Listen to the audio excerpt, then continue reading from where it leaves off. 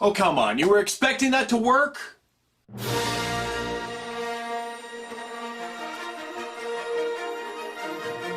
Okay, so I love this series. The LEGO video games for the PS2 and the DS have been some of the best that I've played in quite some time.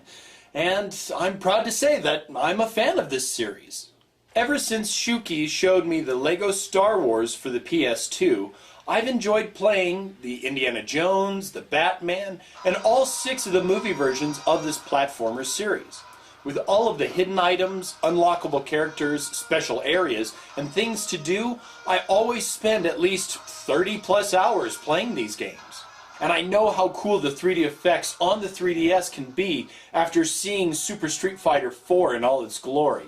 So I was really looking forward to seeing how LucasArts used it with this game. And I gotta tell you, I'm pretty surprised with what I saw. But not for the better. While LEGO Star Wars 3 The Clone Wars keeps with all the aspects of all the other games, it does nothing to spice up the genre. The graphics are subpar, and the 3D effects seem just secondary. Well, here, this is what I'm talking about. The 3DS is a more powerful system all around, and yet the graphics for this game are the same as the DS system ones. So why aren't the graphics any better than the DS? It's just putting out a game quickly to meet the demands, and while this is a good game, it sadly falls short. Now when you turn the 3D effect on, you get depth and distance. I still marvel at the 3D effect, and I must say that these look pretty good.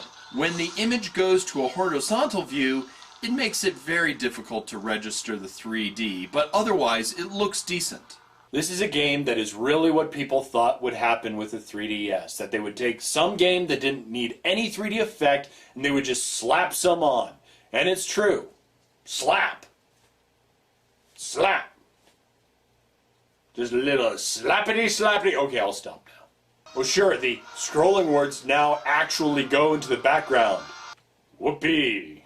I really want companies not to worry about forcing 3D effects on titles for this system and just concentrate on what they can use. Like the processing power. I would have loved to have seen better graphics, perhaps even flowing into the bottom touchscreen. The gameplay is as it always is, fairly solid. The animated graphics, while not state-of-the-art, are still nice and silly. I've always liked how they brought the ability to convey information from the LEGO instruction kits to the games. Anyone of any nationality can understand it. And it has all the hidden parts that you have come to expect from a LEGO game. Unlockables, hidden items, mini-games, they're all here. And part of the fun of these games is going back to previous levels and attempting to gather up everything. This title is like all the others, a completionist title. And I personally like those sorts of games. The story is pretty fun as well. In fact, I really enjoyed watching the characters unable to talk, thank God, as they expressed frustration, joy, and even sacrifice. And I kinda did like how the bottom screen was used to interact with the surroundings, either to cut through a door with a lightsaber, or seat yourself into a cannon to take out the enemy. But they all seemed like there could have been more. I mean, there's a lot of space that's not being used for anything. I don't need to slide down the touchpad when I can just press a button. And that's what you do. Once again, it's the story of a company that's presented with a new technology, or in this case an established technology like the DS touchscreen, and doesn't have any intuition to see what it's capable of.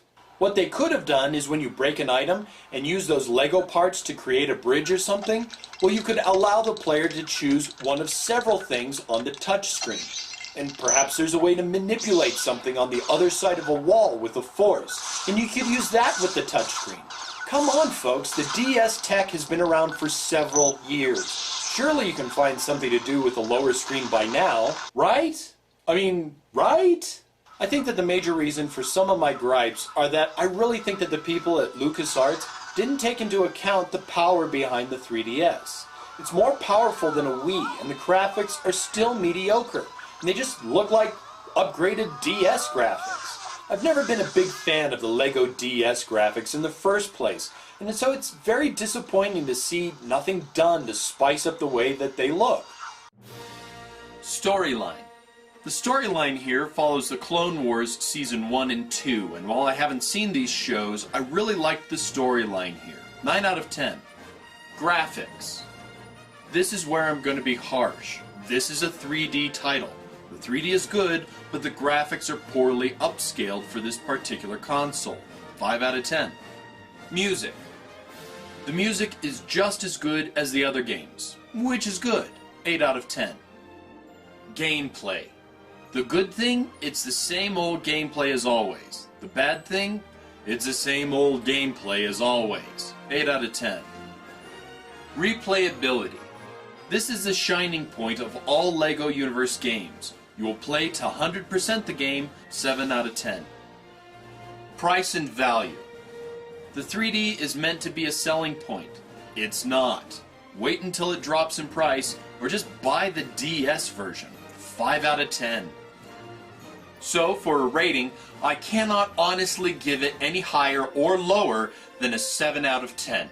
I won't give it any lower because it's a good, solid LEGO game. Even though there's nothing new in the gameplay and the graphics here, I actually really enjoyed myself. I can't give it any higher because it really doesn't do anything remarkable with the 3D ability of the 3DS or do anything to freshen the series. I'm afraid that we've done all that we can with all the LEGO Universe games, unless they do something spectacular with the LEGO Pirates of the Caribbean that's due out for all the consoles and handhelds in May. But I am a bit worried that they'll continue the 3D effect like they did here, half-hearted and lazy. But I always keep an open mind, and I hope for the best, so here's hoping.